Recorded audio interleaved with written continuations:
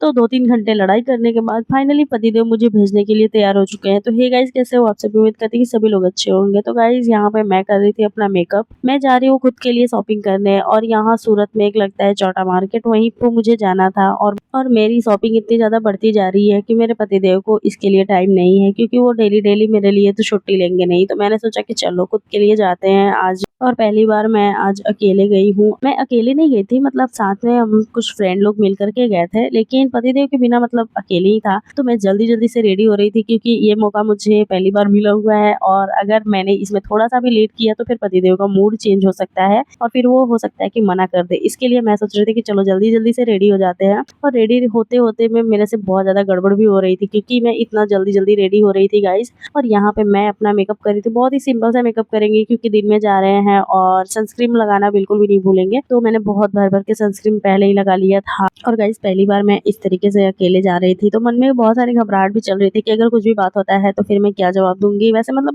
ऐसी कोई दिक्कत तो नहीं थी, साथ में सब लोग थे, लेकिन फिर भी मन में एक अलग सी घबराहट चल रही थी। वैसे शादी से पहले और शादी के बाद भी मैं कभी भी अकेले कहीं पर भी नहीं जाती हूँ, और शादी से पहले मैं अपनी सिस्टर मम्मी के साथ ही जाती थी, और शादी के बाद अपने हस्बैंड के साथ ही जाती थी। लेकिन आज की शॉपिंग मैं अकेले ही करने वाली थी, इसलिए थोड़ी-सी मन में घबराहट सी चल रही थी, और आरव को भी साथ में लेकर के जाना था। और छोटा बच्चा के साथ घूमने-फिरने में बहुत ज़्यादा दिक्कत होती है गाइज़, खास करके शॉपिंग करने में, क्योंकि अगर वो लोग रहते हैं इधर-उधर कुछ कर ना दे, इसकी वजह से ज़्यादा ही डर लगा रहता है। तो खैर सब लोग थे, तो आरव को भी लेकर के गए थे, तो ज़्यादा दिक्कत नहीं हुआ था, क्योंकि जब सब लोग रहते हैं तो कोई ना कोई ले लेता है, और अगर अकेले रहते हैं तो फिर तो मैनेज करना मुश्किल हो जाता है। तो हमारा मेकअप ऑलमोस्ट डन हो चुका है। मैंने आईलाइनर वगैरह कुछ भी नहीं लगाया है, बस सिंपल सा काजल लगाया था। इतनी ज़्यादा गर्मी है कि ये सब तामझाम मैं कर ही नहीं रही थी, तो इसकी वजह से मैंने फटाफट से सिंपल सा मेकअप कर लिया है।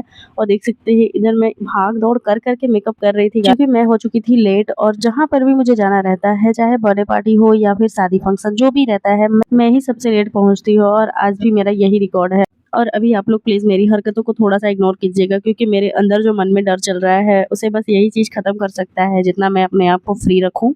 तो यहाँ पे मैं सोच रही थी पोनीटेल करने के लिए, लेकिन इतनी ज़्यादा गर्मी थी कि मैंने सोचा कि चलो सिंपल सा केवल जूड़ा ही कर लेते हैं। और जूड़ा मैं किस तरीके से बनाती हूँ देख सकते हैं, बहुत ही ईज़ी है, और ये वाला जूड़ा मैं अपनी मम्मी से सीखी हूँ। जब भी मैं अपनी मम्मी को ऐसे देखती थी जूड़ा बनाते, तो मैं भी सोचती थी कि मेरा जब बाल बड़ा हो जाएगा तो मैं भी इसी तरीके से जूड़ा बनाऊँगी, और मैं इसी तरीके से हमेशा से जूड़ा बनाती आई हूँ। शादी से पहले भी ऐसे ही जूड़ा बनाते थे, और शादी के बाद भी इसी तरीके से मैं जूड़ा बनाती हूँ। तो जल्दबाजी के चक्कर में मेरे से बार-बार गड़बड़ हो जा रही है, तो मैं यहाँ पे लगाऊँगी एक जूड़ा पिन, और इससे भी मेरी खुशी देखी नहीं जा रही है, इसलिए ये भी मेरा बाल खराब करने में ही लगा हुआ है। देख सकते हैं ये भी खराब हो गया। तो मैं इधर अपना मेकअप का पिटारा खोल करके मैंने ढूँढ लिया है उसमें से 2 क्लिप, और ज़रूरत के समय पे हमें कोई भी सामान सही से मिल नहीं सकता है। ऐसा आप लोगों को लगता है या नहीं? आप लोग एक बार कमेंट में ज़रूर बताइएगा। और यहाँ पे मुझे जाना था ऑटो से, इसकी वजह से मैंने बालों को अच्छे से सिक्योर किया था, कि क्योंकि मेरे फेस पे जब बाल आते हैं तो मुझे बहुत ज़्यादा गुस्सा लगता है। तो लीजिए जी, हमारा बाल तो अच्छे से सिक्योर हो चुका है। बिल्कुल एकदम अच्छे से मैंने टाइट करके क्लिप लगाया था, ताकि ये बाल अब मुझे बिल्कुल भी परेशान ना कर सके। तो चलिए अब बारी आती है सिंदूर लगाने की। और ये क्या, इतना भी ज़्यादा सिंदूर नहीं लगाना था गाइस, क्योंकि गर्मी पसीना में ये सिंदूर बह के तो मेरे फेस पे ही आ जाएंगे। बट कोई बात नहीं, ऐसे देखकर मेरे पतिदेव काफ़ी ज़्यादा खुश हो जाएंगे।